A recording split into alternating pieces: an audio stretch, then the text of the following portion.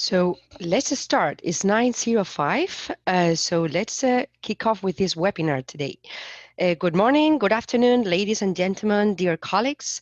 I would like to welcome you to this webinar that IISD is hosting to present the key results of an expert consultation to financial service providers that we conducted in the spring-summer of this year about the sustainability issues financial service providers consider important when assessing financial requests from agriculture producers in developing countries in order to grant finance.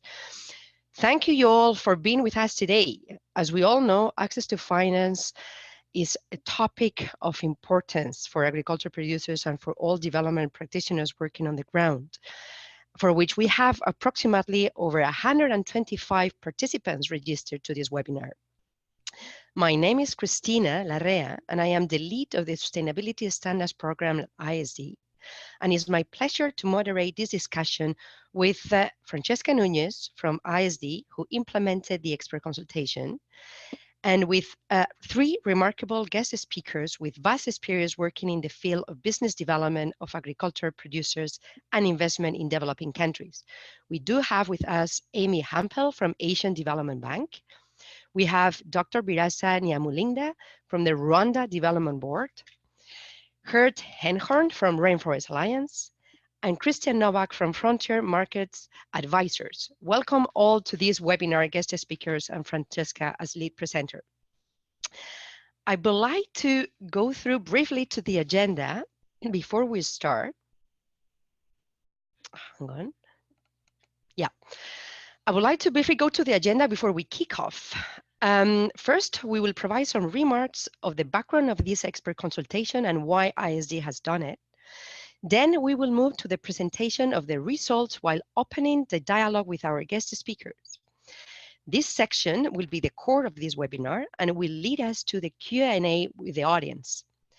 A housekeeping note, as participant of this webinar, you can write your question in the Q&A chat at the bottom of your screen. Please identify yourself with your name, and I will address the question to whom appropriate. If you experience technical problems, thanks for letting us know and using the chat function. So without further ado, let's start with giving some remarks. Okay, so we all know that access to finance is one of the main challenges that agriculture producers face for their business development, market access, and for adopting sustainable farming practices, as documented largely by various research studies from OECD, World Bank, IFAD. Even a recent report from Rural Lab launched last month estimates the need of finance of smallholder farmers to 240 billion annually, while the supply of finance reaches only 70 million, with the demand for long-term finance almost totally unmet. Why this gap in access to finance of smallholder farmers or agriculture producers in developing countries? There are multiple reasons for this, but one important is the lack of investment readiness of agriculture producers. Basically, they don't meet financial service providers' requirements to grant finance. They are not bankable, and in many occasions, they are not aware of these requirements. So, identifying what are these economic, environmental, and social issues that financial service providers consider relevant when assessing financial requests from agriculture producers was at the heart of this expert consultation.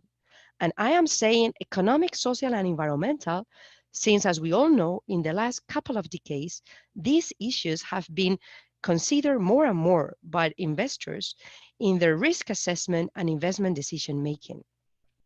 So that was basically the major background, behind this expert consultation.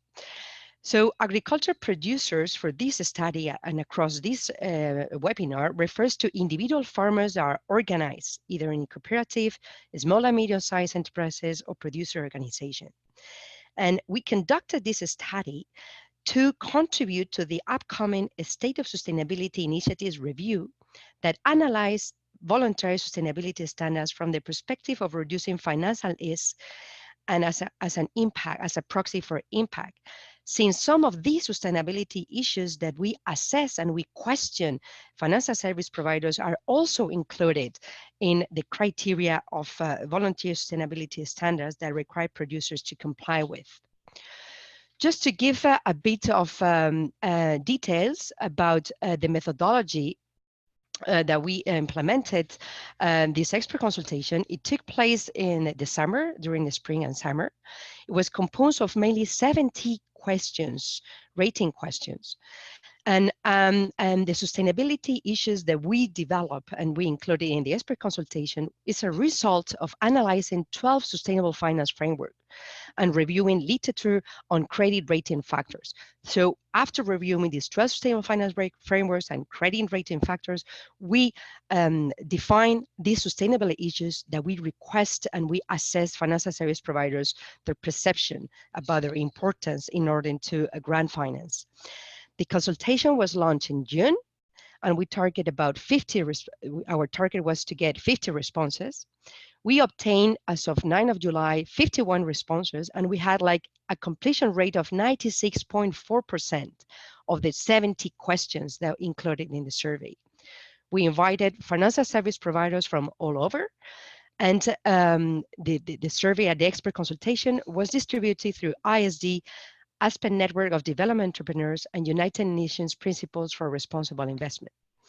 So let's, with this small introduction, let's start with the presentation of the results and the dialogue with our guest speakers. I will give my word to Francesca, our colleague. Please, Francesca.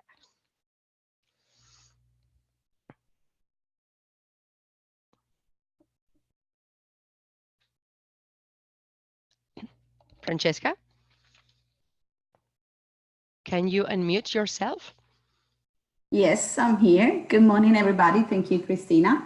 In the following slides, we will describe the characteristics of the investors participating to the survey. As we can see, most of them are impact first and social investors, followed by development finance institutions and commercial finance institutions. Other includes buyers and few investors. Next slide, please.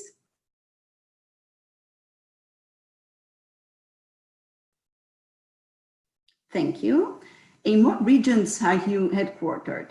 Most of them have their office in North America, followed by South America and Sub-Saharan Africa. Next slide, please.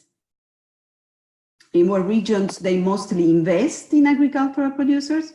They invest in Latin America, followed by Sub-Saharan Africa and Southeast Asia. The latter, though, can be explained by the fact that we had less investors from Asia among the participants. Next slide, please. What instruments do they mainly use to invest in agricultural producers? Most of them use debt, followed by equities. And in the voice other, there are mainly financial products offered by buyers. It is interesting also to look at their expected return from agricultural investment. As we can see, most of them expect a market return. Next slide, please. We can now look at the results of investors' perception of voluntary sustainability standards. About their level of knowledge of voluntary sustainability standards, we can see that 36% strongly agree with having a deep knowledge of agricultural VSEs, and another 36% somewhat agree with having a deep knowledge of agricultural VSEs. We can thus say that a good 70% of the participants have knowledge of agricultural VSEs. When we ask them how frequently you consider agricultural producers VSEs compliance, we have 33% that always consider and 29% that often consider VSEs compliance when investing in agricultural producers. Next slide, please. About how frequently does your organization offer concessionary lending to VSEs compliant agricultural producers, we can see that 31% often offers concessionary lending, but on the other side, 33% never offers concessionary lending. And next, how frequently do you invest in VSC's compliant agricultural producers. That's an important result. 21% of investors always invest, and 43% often invest in VSC's compliant producers. I'll pass the word to Christina. Yeah, thank you, Francesca. This is a first overview of the first section of the expert consultation, and let's open the dialogue with our guest speaker. Hert, you represent Rainforest Alliance, one of the leading voluntary sustainability initiatives in the market at the moment. And based on this research, a majority of the respondents invest in standard compliant agriculture producers or consider standards when investing. What do you think are the main drivers of this importance? Yes, hello, Christina. Thank you very much for asking that question. I think the main reason is de-risking. If you look at what we as Rainforest Alliance and our other voluntary standards do, is we provide tools that allow different stakeholders to work jointly towards sustainable business and making the responsible business the new normal. And for example, we require all our farmers to have an internal management system, so a system that tracks a lot of things that are of interest also for financiers. For example, the number of farmers that work within that group or cooperative, and the size of that farmer, and in sometimes even the GPS points of those farms, and in the future the GPS polygons, track records of previous production and estimates and contracts of sales. And all this type of information is information that investors seek when they make a decision to invest or not. So giving more insights into this, or knowing that farmers have this information and that this information is verified by third-party auditors, gives a lot of comfort to investors. So I think that's a really important one, and we know that certification systems are not necessarily always perfect, but if you have the choice between investing somebody who has a certification system or who doesn't, you fare blind on the one that doesn't have anything, and at least that the one that has a certification, that they are audited every year, that they have that internal management system, so you get more comfort there. Very good, Hert. Thank you so much for advancing this. So, your perspective says that standards can have a role in de-risking the investment.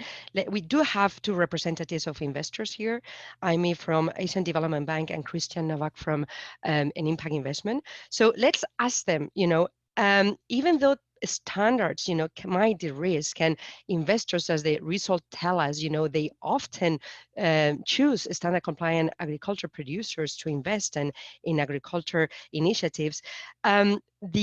The concessionary lending does not go in parallel, So how can we boost the offer of concessionary lending conditions to standard compliant agriculture producers based on their potential contribution to the reduce financial risk and impact assurance? Amy, from your experience at the Asian Development Bank. Hi, good evening, everybody. So I work at the Asian Development Bank, and it's a fairly large bank in the region. And I noted in the results that we were the least represented among the respondents. So I would like to respond to the questions, but I would like to request everybody to please take my answers with a grain of salt, because it would be unwise to take my response as an absolute position for the bank itself. There might be specialists within our financial institution that have different perspectives than me. So I feel like I need to explain how we engage as a big financial institution with VSS compliant producers. There are two ways that we engage. One is with government, and the other one is with the private sector. So for example, we engage directly with developing member countries with loans and technical assistance. So for example, we have ongoing engagement with the Department of Agriculture in Laos, PDR, in Cambodia, in Timor-Leste. So for example, in Laos, we are looking at organic agriculture. In Timor-Leste, we are looking at dairy. We also engage with the private sector. We provide loans for concessionary loans for infrastructure or facilities, like testing facilities if they need to test the amount of chemicals, and we also provide knowledge products at the request of our clients. So there are very various ways. One of the ways that we engage in, I'd like to highlight, is our private sector operations department. So we call it the PSOD, private sector. So we engage in privately held or state-sponsored companies, agribusinesses across a wide range of sectors all throughout Asia. Would like to emphasize that we focus on commercially viable transactions that generate financial returns while delivering our organization's mission to promote environmentally sustainable and inclusive growth. We have different products such as debt. We also provide guarantees. This is what was mentioned earlier, to protect against political and credit risks. We do equity investments, and we also do technical assistance, as I mentioned earlier. We focus on 6 sectors, but for the session today, one is sustainable agribusinesses. So I'd like to provide an example. So then you will see where I'm going to. In 2017, we partnered with Olam International. So it's a Singapore-based agribusiness for a $233 million loan and grant combination. Olam buys directly from farmers or sources from farmers in Cambodia, in Lao PDR, in Myanmar, and so for Cambodia, they buy rice, maize, cassava, mango. In Lao, they have rice and vegetables, and in Myanmar, rice, pulses, seeds, and beans. So we partnered for them for this 233 million US dollar combination. So for all of these, whether it's a government loan or a private sector loan, we have a set of performance indicators that need to be met by projects. So for the case of Olam, for example, we have a set of performance indicators that they need to be met independently. The Dutch conglomerate ING Group also evaluates whether Olam has performed based on what it has promised to perform, the sustainability. They have this set of sustainability indicators that they have to acquire, achieve, and this is checked independently as well. So what happens is, and I'm reaching now, what happens is, so if Olam manages to perform very well, the interest rate for that will go down, which means it is better for them, and which means it is better for the farmers, because it reduces their financial risk, it increases their credit viability, and it will allow them to engage with farmers in a deeper, longer, and more meaningful way. So in summary, if they do their business properly, the way they proposed in the agreement, then agribusinesses and governments could access loans and easier, and then transfer these to farmers. Yeah. Thank you. Thank you, Amy. Thank you so much. So just as a summary, if we understand correctly, like based on key performance indicators that you define that include sustainability issues, concessionary lending, which means more affordable finance for agriculture producers, can be offered, right? Yes, exactly. Very good. Thank you. It's a good tip for other investors. Christian, based on this and talking about concessionary lending, which is more affordable finance for agriculture producers, especially standard compliant that have some good sustainability performance, how concessionary lending could, in addition, mobilize private capital into sustainable agriculture initiatives? Thank you, Christina, and hello, everyone. First, I just want to highlight a couple of matters in relation to this theme. Concessionary investing has always had a high potential for mobilizing private capital. Unfortunately, such potential has been largely underutilized in all sectors, but I should highlight especially in the agricultural sector. The point is that concessionary investing has a very positive spiraling effect in terms of investing, through which in most cases, private investors are attracted to invest in investment spaces where risks are either assumed to be higher than they actually are, or investors are attracted to invest into investment spaces where they do not know exactly how to assess the risks. What happens is that when private investors, they invest, following some concessionary capital, and they explore into these new investment spaces, like for example the agricultural sector, then they usually move on to invest without the same level of concessionality, to then actually invest, possibly without any concessionality, and even possibly at that stage attracting additional private investors to invest in that specific investment space. So the potential of concessionary investing for mobilizing private capital, especially in the agricultural sector, is enormous. So to your question, what can be done? First, increase the volume of concessionary capital available. Public and philanthropic capital plays a key role in providing concessionary capital, and my encouragement is that such volumes of concessionary capital from these sources, public and philanthropic capital, increase, especially significantly, I should say. We are facing a large gap, large financial gap towards what is needed to finance the Sustainable Development Goals.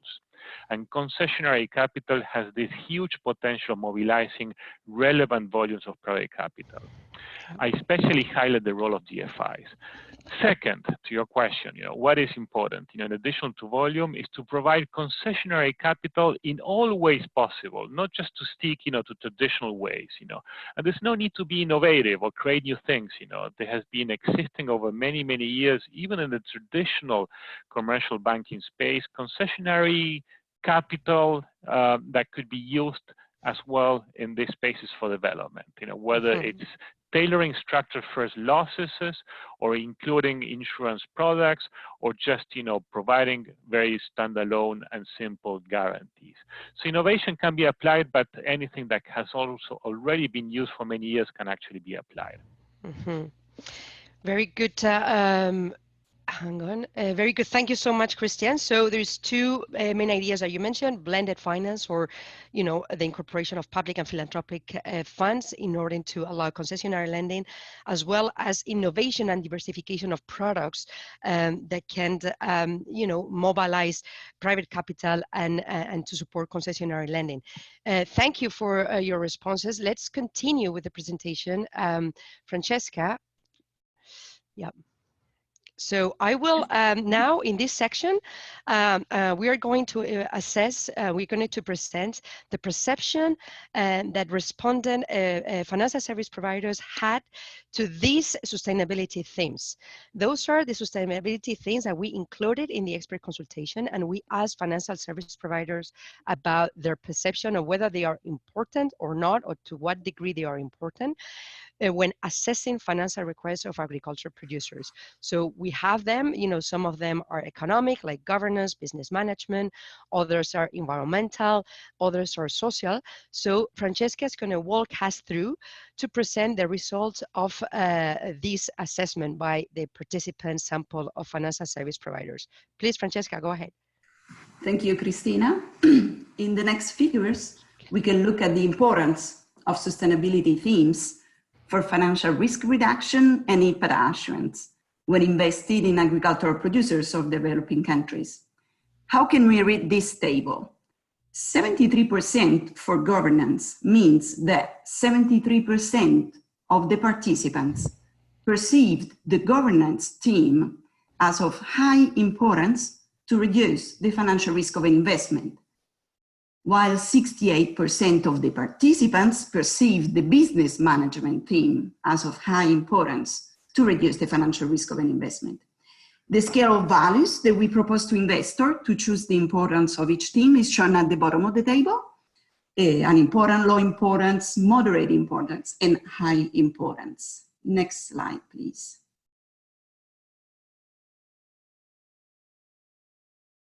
Thank you. In this slide, we can look into more details at the economic themes. On the left-hand side, we see their perceived importance to reduce the financial risk of an investment, and on the right, we can see their importance to ensure the economic impact.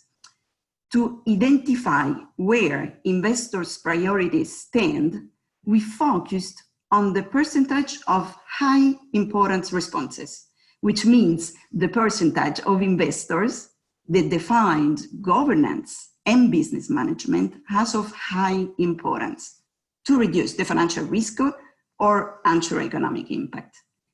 In both cases, governance scored clearly a higher level of importance. Next slide, please. Thank you.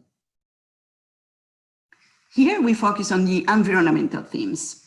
We can see on the left-hand side the three themes and their perceived importance to reduce the financial risk of an investment, and on the right, the importance to ensure the environmental impact. Climate change scored the highest level of high important responses to both reduce the financial risk and ensure the environmental impact. You can also notice the relatively low importance of biodiversity and natural resource management to reduce the financial risk of an investment. As I mentioned before, in the slides, we are focusing on the high important responses. If we add the moderate importance, we get a different percentage. Next slide, thank you. In this slide, we focus on the social themes. Again, we have separated their perceived importance to reduce the financial risk of an investment and to ensure social impact. As you can see, local communities and workers score the same level of importance. We also focused on specific gender issues, and it stands out how limited is the perceived importance of gender issue to reduce the financial risk, according always to the high important responses that we have analyzed. Thank you. I'll pass the word to Cristina. Thank you very much, Francesca, for this overview of the perceived importance of the sustainability themes that we assess. I'm just going to come back to this table, which is a summary of what Francesca presented to us. I'm just going to ask Christian. This is a sample of 51 financial service providers, right? So are you surprised by these results, of the perception of high importance of these themes, sustainability themes? What are your thoughts in this respect? Are these results representative of the reality based on your experience? Thank you, Christina. Yeah, indeed, the sample is relevant and the questions that were surveyed, were really extensive. I believe that, given the relevant data points obtained through the survey and based on my experience, the survey and the results itself, they do represent, what I think is reality. Based on my experience, this is actually what's going on, in the segment that you have surveyed.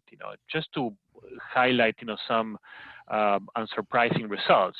There's a high alignment among FSPs in relation to the high importance given to governance and business management, both for reducing financial risk and ensuring economic impact.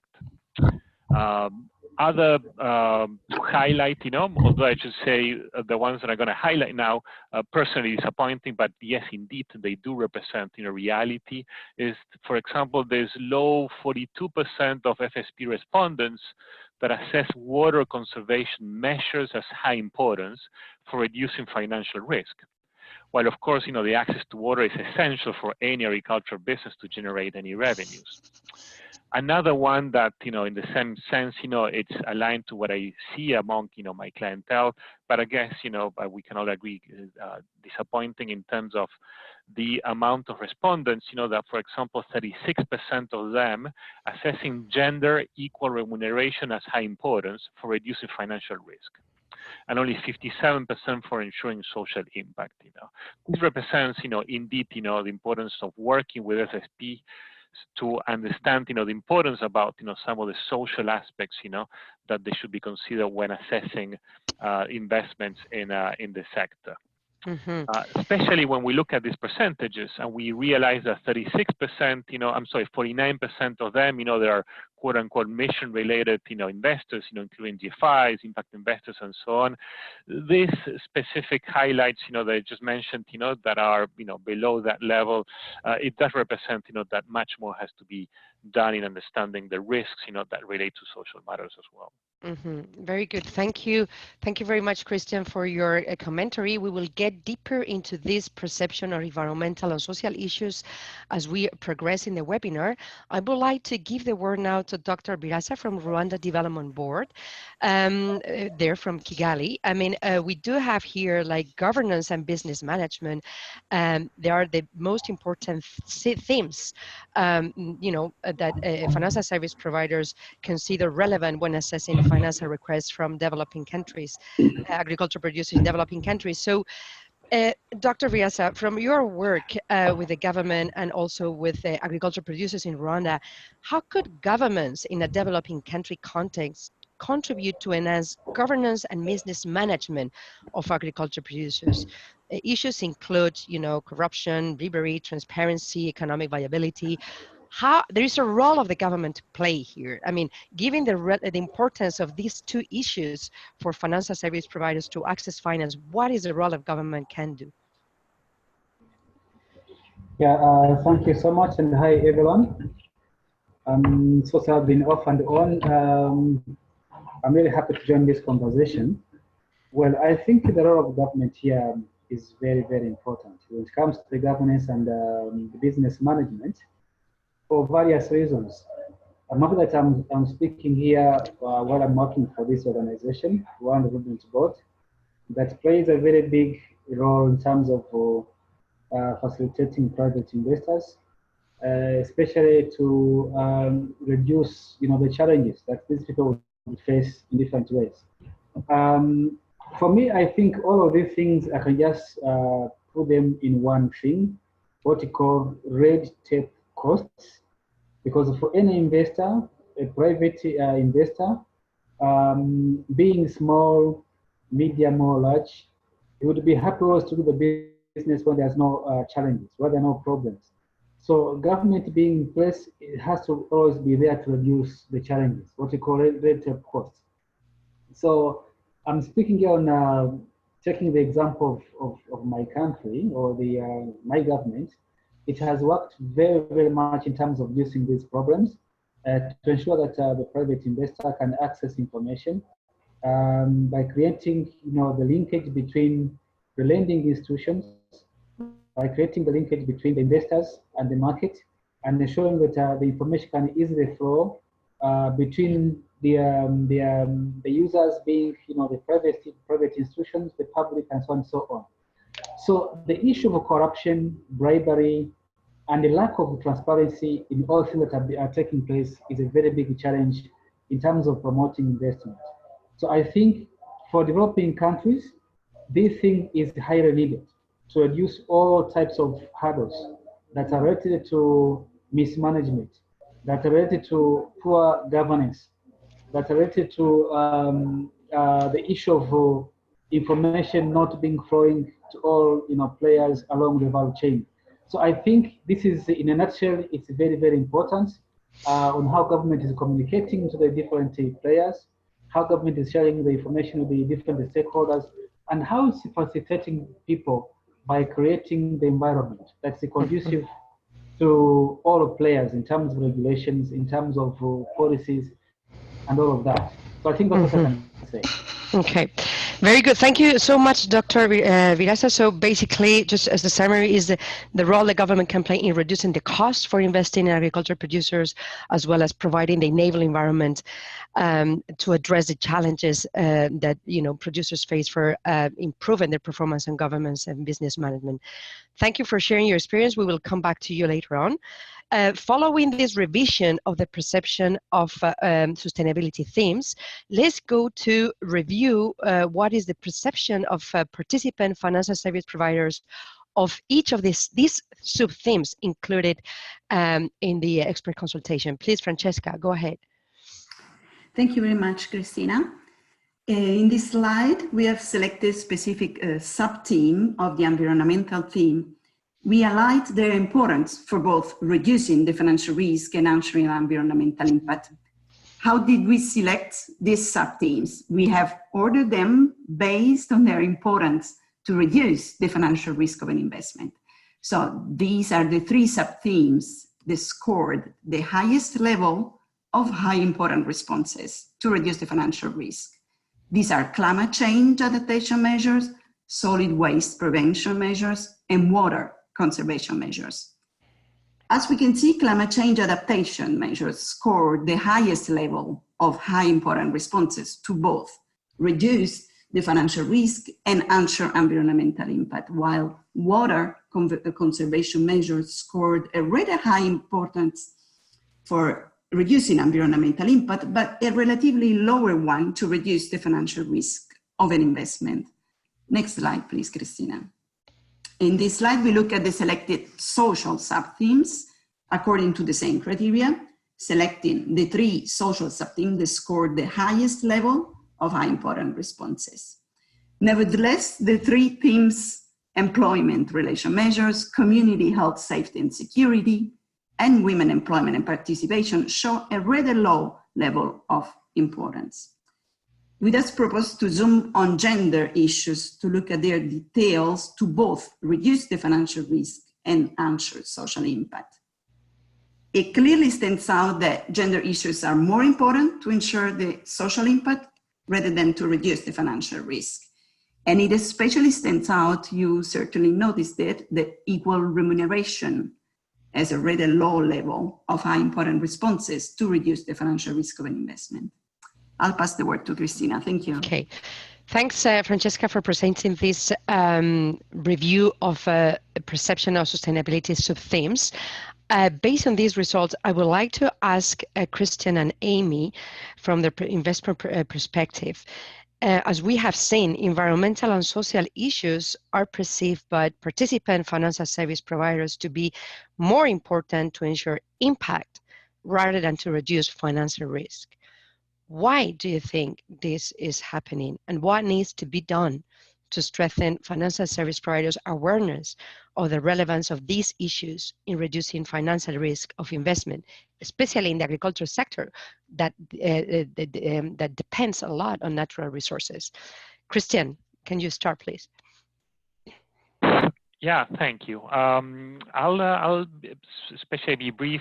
Surely Amy will provide additional, more important color on this, But I think the awareness, can especially be achieved by field visits, Just, with my clients, understanding, the financial focus on their assessments of their investments, the understanding of environmental and social matters can only be fully understood, by assessing the risk on the ground, It might probably look more obvious, they should naturally be part of the financial assessment of investments, However, from my experience in working with clients, this becomes more of an important focus of assessment, towards assessing the financial risk, when expanding their investment teams on the ground, when visiting clients and investees on the ground, and so on.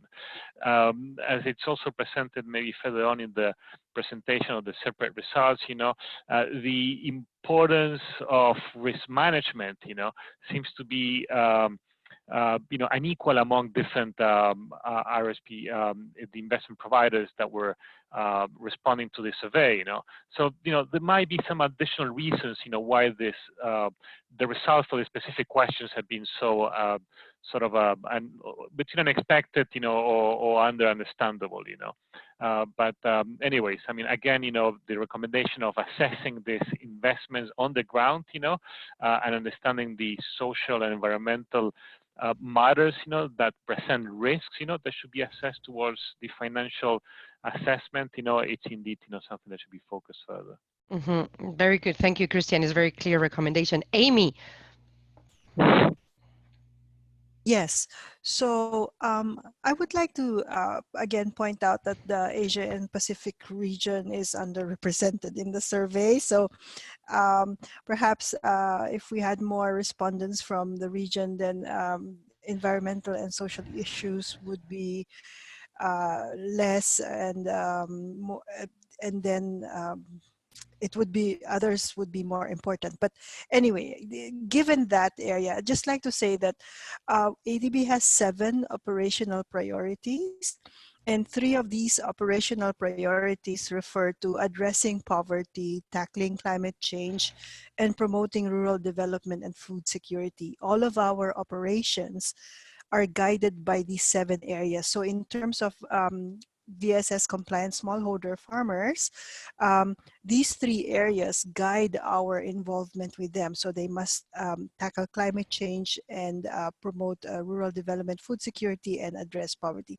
However, I'd like to add that as a multilateral development bank, we have a strict set of due diligence procedures that analyzes not only the financial sustainability, but also the economic viability of projects. Now, embedded into these due diligence procedures are a lot of rigorous assessments of the environmental and social impact of projects, including even indigenous people. So we have teams, safeguards teams. So it is not like one person, but teams that look into these issues seriously.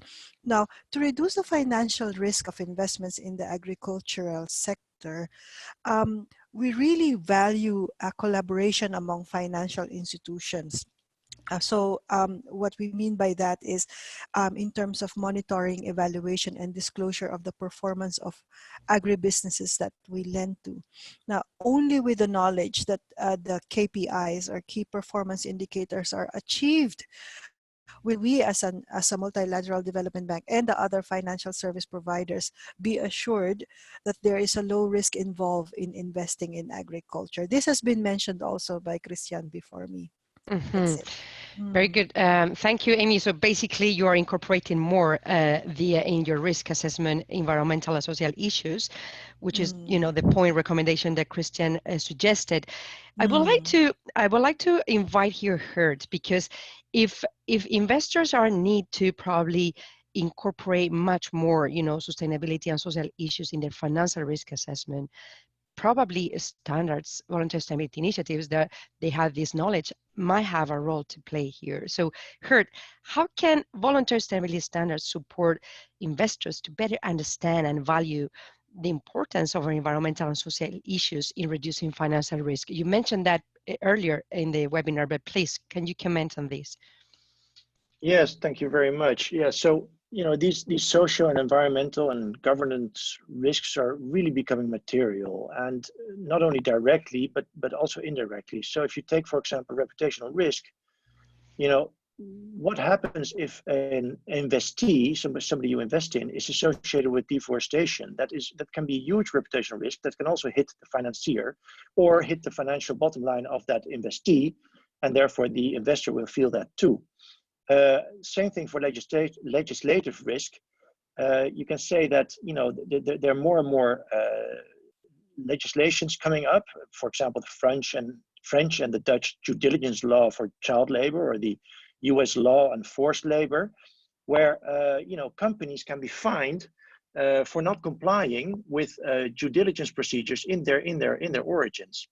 And voluntary standards play a bigger role every day in also tackling those risks. In the past, our systems were very often about pass-fail, right? So in our standard, it would say no child labor allowed, but we changed that. Now we say, farmer group or farmer, do you have a system in place that assesses the risks? And if you find occasions of child labor, how are you going to remediate this? We call these child labor monitoring and remediation systems.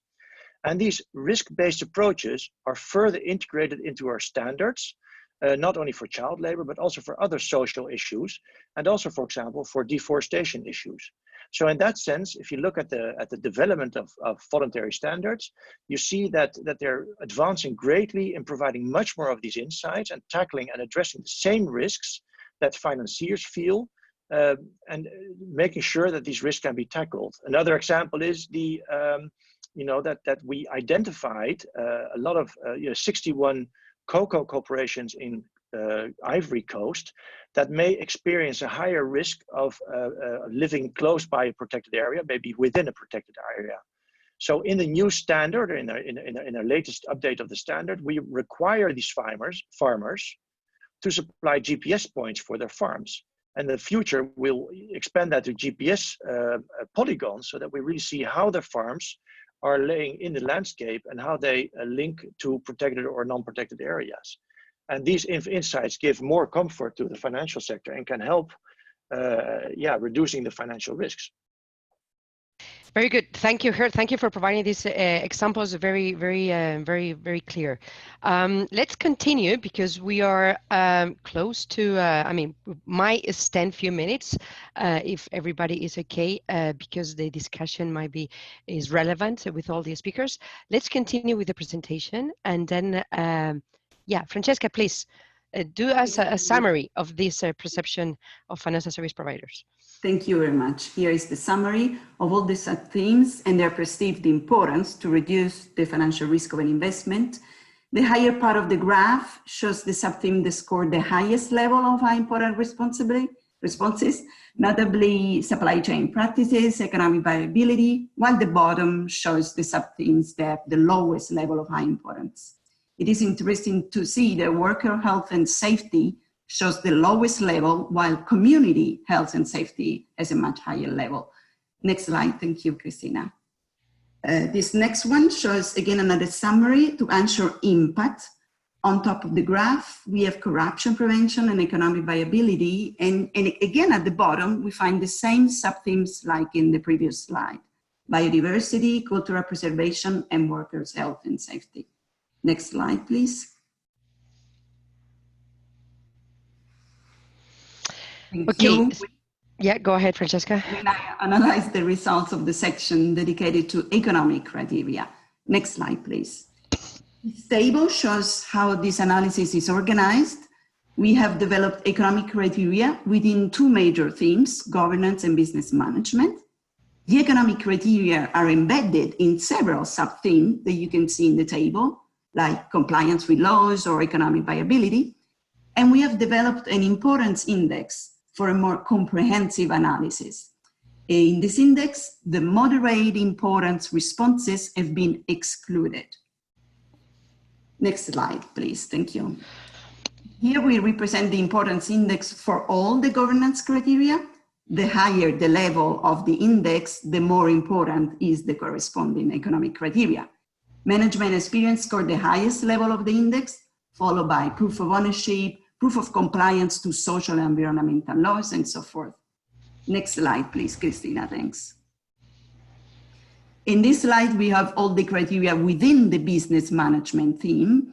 And at the bottom part of the graph, we have the criteria that score the highest level of high important index, starting with the existing buyers, followed by projected cash flow, projected sales and revenues, selling price records, and transactions formally recorded. These are the criteria that are considered more important by our investors to reduce the financial risk and ensure economic impact. We will take the chance to thank all the investors for carefully filling in this section of the surveys, which was well detailed. Thank you very much. I'll pass the word to Christina. Yeah, thank you, Francesca. So basically, these are the perception of these economic criteria that are relevant and included in the governance and business management themes. And well, it's very important information for agriculture producers and people working with them to accompany their investment readiness. I would like to briefly, before going to Q&A with the audience, I would like to briefly ask Dr. Virasa from Rwanda Development Board. I mean, proof of ownership or property of concession of land use right is very important. It's an important requirement for investors, and is a major challenge, land tenure, especially for women. And also the formality of the business, you know, the legal registration of the business, the enforcement of social and environmental law. So formality is a major requirement for investors. So what the government can do to basically move business towards this formality in order to access finance? Please, Dr. Virasa. Yeah, thank you so much. I was actually following up this presentation, and the responses from the respondents. It's actually very, very interesting how they are ranking, you know, different aspects here. But in a nutshell, the issue of land tenure is very, very important, particularly in developing countries where the issues of culture, the issues of, you know, these social laws and things like that are sometimes affecting production and ownership of properties, particularly land, especially for women. But interestingly, if you check on the statistics, we are saying that globally, particularly in developing countries, nearly 50% of the labor force in the sector are the women. So if you deny access of these people to the resources, particularly land, that means we're denying their chances also to contribute to the production and the yield and increase of yield of agricultural produce. So governments are very much here to tackle this problem, to ensure that people have access, equal rights to the ownership of land. We have done this in Rwanda. I know there are some other countries in Africa and a few others in Asia that are doing these land registration processes. For us here, what we have done is that the land has been registered, the whole country. So there's this ownership. But now the issue is that with the ownership of land, both men and women, they have equal ownership, 50%. And that means, of course, this gives powers to make a decision. So maybe they want to use land as a collateral in the bank. The two have to decide together. But if maybe is a lady that maybe is a single mother, or he also has ownership of land that can also use as a collateral to get access to the capital, to the money from the banks. So this is very important. The issue of registration and of course enforcement is actually here needed to ensure that women also have access to the land. That also help them to contribute to the production and also particularly the ownership of these resources. Mm-hmm. Very good. Thank you so much for sharing that experience of Rwanda, an effort to register of land and the equal ownership between men and women is something to explore deeply. Thank you, Dr. Virasa. Hert, regarding the business management criteria, existing buyers is basically the main requirement or criteria financial service providers assess when granting finance. I mean, it's something that standards can do to support, formalize existing buyers relationship for agriculture producers. Yeah, I think we can do a lot, because if you look at the type of information that the financial service providers seek, and this is, of course, the type of information every investor wants, right? They want to know what are the projected cash flows and how real are those? What are the below-lying assumptions? Is there a track record? Is the management good? But you also see that these are the type of information that we gather for these certified farmer groups through those internal management systems. So we're providing that type of data more and more, and that makes these investors certified. And to come back to the example that Aimé gave earlier of that trader Olam who got that loan, that conditional loan, they actually told me at that time when they got that, they said, well, in order to get this loan, I need to show that my rice is more sustainable. So I comply with the sustainable rice standard from the Sustainable Rice Platform. And in order to comply to that standard, we took out the middleman, and we're now directly purchasing from the farmer. But we're also helping the farmer to implement good agricultural practices and to provide loans and finance for their inputs. So you slowly see that buyers create longer-lasting relationships with their farmers, making responsible business the new normal. So they really make these producers also more investable in that way. Mm-hmm. Very good. Thank you, Hert, so much for this response. It's over 10, 2 to 10. I think we do have already a few questions from the audience, and we have a large number of participants staying online. So I will pass the word to the audience. I will read the questions. That's the time now. And if I have also other specific questions to or guest speakers, I would like to prioritize the audience. So I have here one question. Okay, how can regulations be extended that will cut across all sectors in developing nations so as all levels of the society and gender can have equal rights and means for agricultural activities? Okay, that's a very, very large question, very important question. I think, Dr. Riasa, probably you are the best position to answer this. How can regulations be extended that will cut across all sectors in developing countries so that all actors can have equal rights and means for agricultural activities? Yeah, thank you so much. For me, I think in the first place, um, some of these things can also be developed based on how the sector is changing, because as you know, there are so many dynamics in the agricultural sector that happens. But also there's a need of understanding how the value chain, the supply chain is being organized, who are the players, their capacities, the challenges.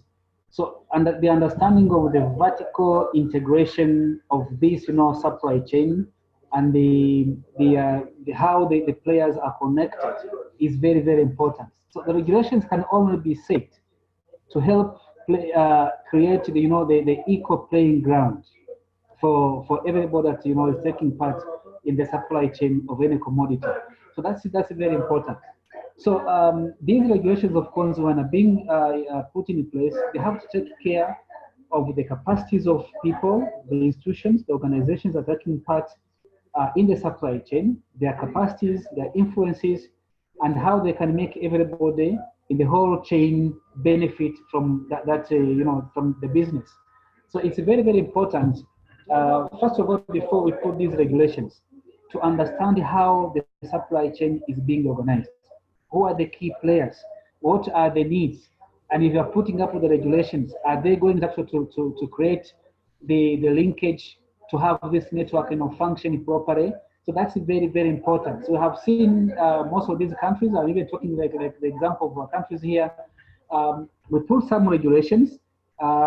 Take an example like standards, the example of certification, that sometimes, of course, they are good, protecting the health for the consumers, but at some point, some of the investors, they may not actually afford to do that because maybe of the cost involved, or sometimes the information about the requirements for them to fulfill those standards is not actually very well clear to them. So I think there is that process of putting regulations, but also communicating regulation, putting it in the language that maybe is easy for players to understand it also is very, very important. So I think there is a kind of ecosystem, and it have to be considered when you're putting up these regulations. Very good. Thank you, Dr. Riasa, for answering this. We do have also another question for Hert. Hert, you have examples of having voluntary standards rather than rules to guide issues like child labor and deforestation. Why are voluntary standards better, and for whom are they better? Yeah, very good question. For Very whom good are question. they better? Yes. No, I like for whom are they better, and sometimes I get the feeling it's it's better for everybody in supply chain. It's maybe better for the consumer who feels good, but I strongly believe it's also better for the producer. If you look at voluntary standards, one of the main components there is, for example, good agricultural practices. And if you look at how a lot of farming happens with too much application of pesticides, too much application of fertilizers, then you see that you get soil depletion, and good agricultural practices help to bend that. So you improve your yield by you reduce your pesticides, and with that you also reduce the cost of your production and improve your margin. You get a better return on that. But also the awareness of social issues like child labor, can really help you to realize, if I let my kid do dangerous work, then that doesn't help my kid to, or if I limit my kid to go to school, it will not help me further. And of course, if you're very poor, you are very limited in your options. But by making people aware, you see that they start understanding, improving their performance, and by improving the performance, they can now suddenly send their kids to school, or the kids don't have to work in the farm. So I do feel that as long as there's no legislation or an enforcement to set the bar, that voluntary standards help to say what is good practices. Yeah, and I would like to add to that that even with strong regulations, which I think is the aim of all in these issues, you know, regulations for child labor, deforestation, and many aspects that are relevant for a nation and a country to evolve, and standards can play a role to support enforcement of those principles, regulations, and standards can also make sure that the products complying with those criteria that are comply also with national laws, we can track that across the value chain, and an end consumer in the other side of the wall can buy something that you know, has been verified that this compliance to this criteria, which is also part of the national law, is met. Okay, so it's a complementary role to what the state can provide, of course. Okay, I would like to also just do a final question, just to note over, go with the time, to Christian and Amy. Based on your investment experience and in light of the survey results, with a view to increase access to finance of agricultural producers, what are your main recommendations for financial service providers? I can kick in first, Amy, if you agree. Yeah, no problem. Yeah, so I mean, from my point of view, you know, standardized investment approaches have efficiently benefited FSPs, and that's understandable. Keeping operational costs, you know, the control are relatively low, you know, that's fine, you know.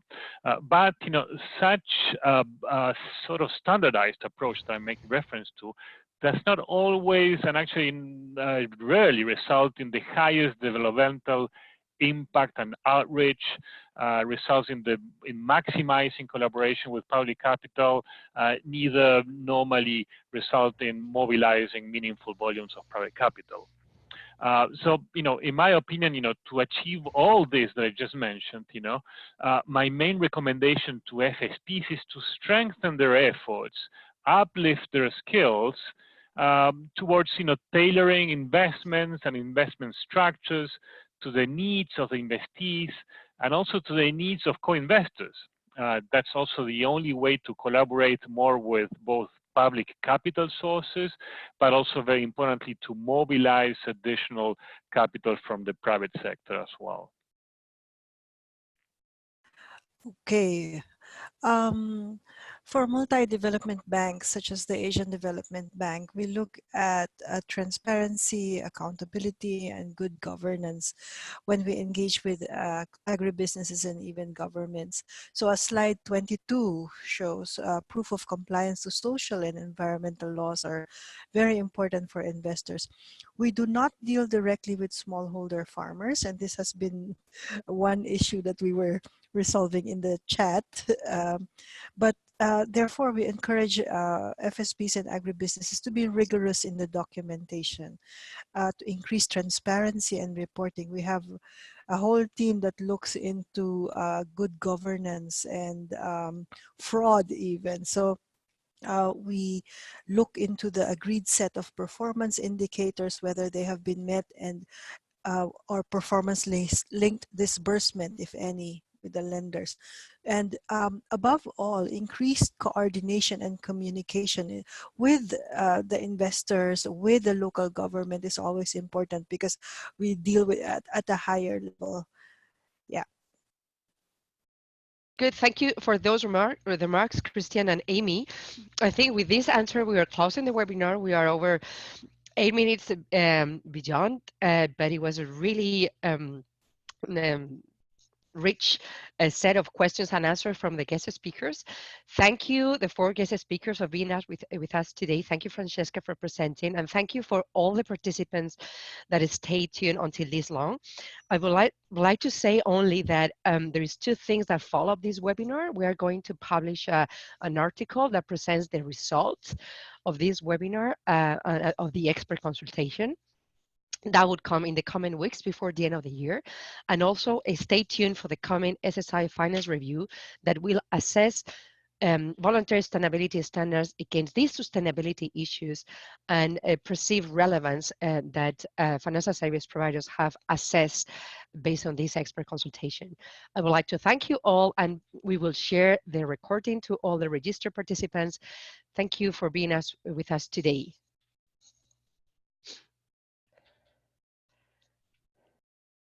Thank you very much, everybody. Thank you all very much. Bye-bye.